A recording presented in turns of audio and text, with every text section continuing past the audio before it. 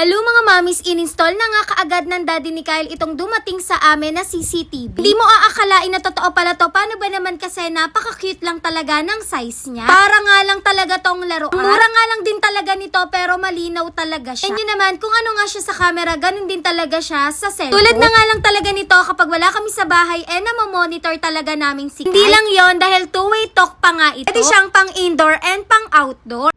Kyle. Ginagawa mo?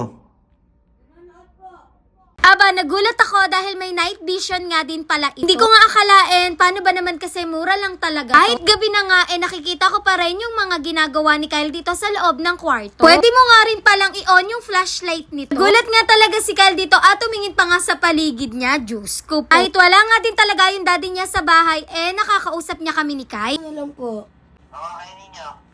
Kahit ano lang, B. Okay, sige. Bye-bye. Love you, daddy. Love you. Bye-bye.